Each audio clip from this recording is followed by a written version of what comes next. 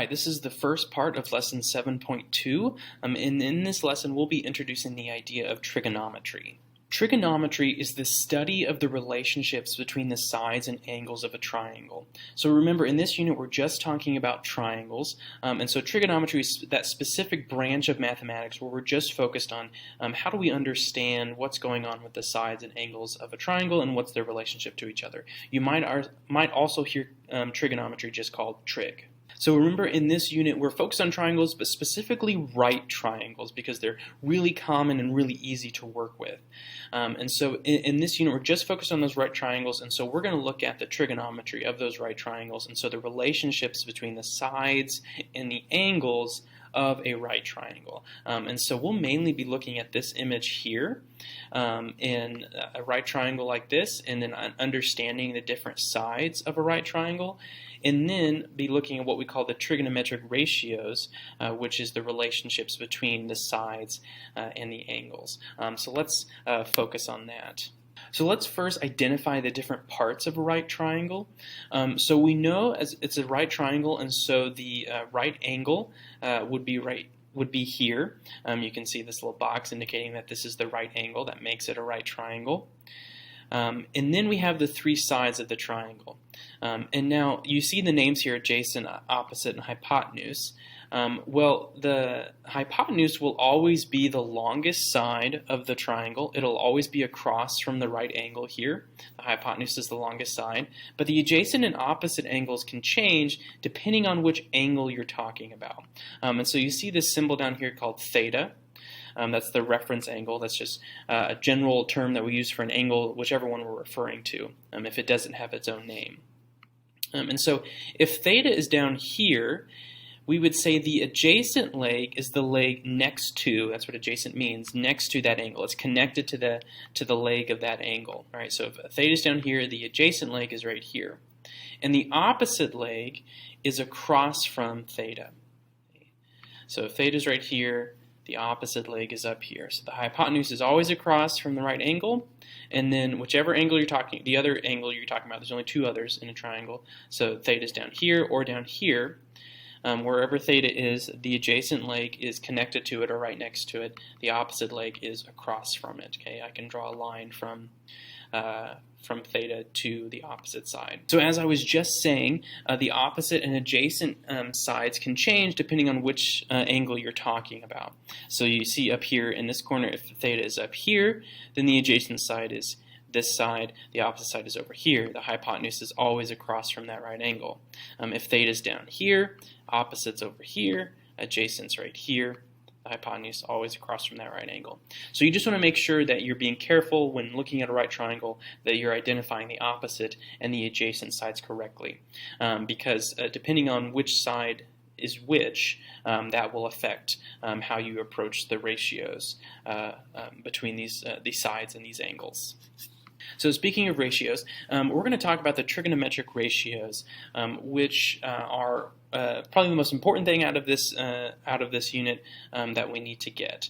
And don't get freaked out by the name trigonometric ratio. What does that mean? Trigonometric, that's just trigonometry, right? It's related to triangles. And ratio, if you remember, a ratio is a comparison of values or quantities, right? It's, if we talk about I have 3 oranges and 5 apples, you have a ratio of 3 to 5 oranges to apples, right? It's just comparing how much you have of something or the value of something.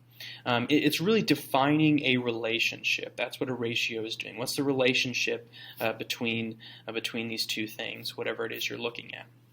So the trigonometric ratios are showing a relationship between the sides and angles of a triangle. So if we look at this right triangle here, okay, if we're focused on this angle A, our adjacent side's here, opposite is here, and hypotenuse is here. We have 3 different types of ratios that we'll be looking at. And they all have different names. And you don't need to go super in-depth into, why is it named that? What does that mean? That's not really necessary. We just kind of need to know that they're different and what different ratio it's referring to, right? So it's just 3 different names with 3 different ratio types that we'll need to learn for this lesson. So let's go ahead and look at each of those individually. The first trigonometric ratio is the sine ratio, and that's how we pronounce that. So we abbreviate it S-I-N, and even when we see it like that, we just pronounce it sine, right? That's what we're referring to. So if we're focused on this angle A here, and the sine ratio is relating the opposite and the hypotenuse side. Okay, so the opposite side to A and the hypotenuse side. So the relationship between angle A and the sides are the opposite divided by the hypotenuse side. Okay, that's the sine ratio. That's that particular ratio between that angle and its side. The cosine ratio, abbreviated COS, relates the adjacent and the hypotenuse side. Okay? And so if we're looking for the cosine of an angle, we need to find the length of the adjacent side and the length of the hypotenuse side. And adjacent over hypotenuse is the relationship there. The last ratio is the tangent ratio, abbreviated TAN. It relates the opposite and the adjacent side of a right triangle. So again, if we're talking about A here, the opposite side divided by the adjacent side is that ratio. Okay, that's the comparison. That's the tangent comparison for angle A, is the opposite over the adjacent side. And so those are the 3 different types of ratios you're working with: sine, cosine, and ratio, and those are the ones that we'll use the most and try to figure out how do we find these ratios and how do we use these ratios. So let's go ahead and look at some examples of where we're setting up to find these ratios. All right, so this is page 9 in your note packet, looking at the trigonometric ratios. So again, you see here the different ratios with their names. Sine of an angle is opposite over hypotenuse, cosine is adjacent over hypotenuse, tangent is opposite over adjacent. Most often when you're taught the tangent ratios, you're taught a little mental device to help you remember it, to remember which sides go with what. So often what people say is, so sine is opposite over hypotenuse, cosine is adjacent over hypotenuse, tangent is opposite over adjacent. So katoa. It's actually surprisingly easy to remember, katoa. You just got to remember, okay, what then does each letter mean, right? So sine is opposite over hypotenuse, cosine is adjacent over hypotenuse, and tangent is opposite over adjacent. So you can use that little device to help you remember what each of those are. So katoa. Obviously, you can look at your notes, but the more that you do it, you'll hopefully start to remember it. So what we're just doing with the trigonometric ratios in this lesson is just trying to set them up. We're just trying to get familiar with them before we start using them to find unknown sides and angles of triangles. So let's look at how do we set up these ratios with a triangle. So here we have a right triangle. Okay, here's our right angle here at L, and our 2 other angles at J and K. And then we know all 3 sides. And so let's first look at sine, cosine, and tangent of the angle J. Okay, and so what's the ratio or relationship between the angle J and the sides of this triangle? So remember, sine is opposite over hypotenuse. So if J is right here, okay, the opposite side for J is here, and the adjacent side is here, and then the hypotenuse is there. And it's an H. So if sine is opposite over hypotenuse, then sine of J is equal to 8 over 17, the opposite length over the hypotenuse length.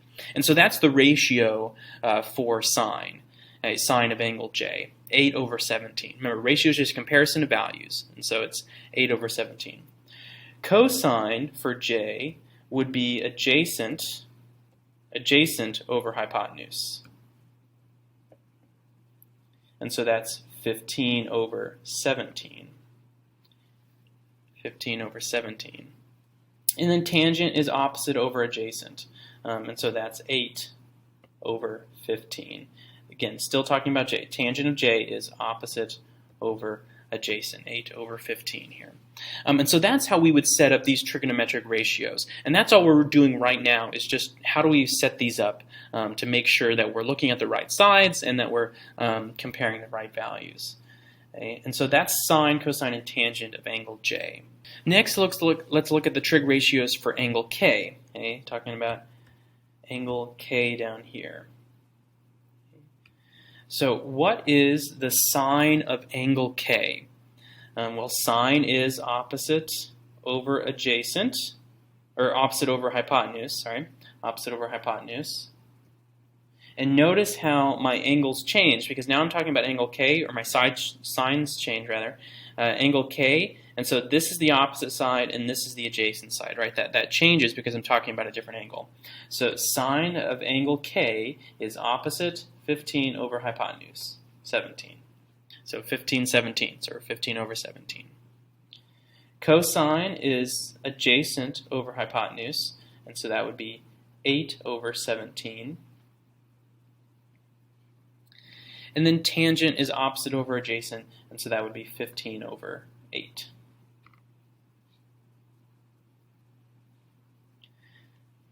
Opposite over adjacent. And so those are the trig ratios for angle K. So again, we're just trying to get familiar with, what does sine mean, what is cosine, what is tangent, what ratio is that talking about, and then how do we set those up, okay, based off of the sides here. Okay? Everything is just based off of the sides and the angles here. Okay? So that's what you'll continue working with in this lesson.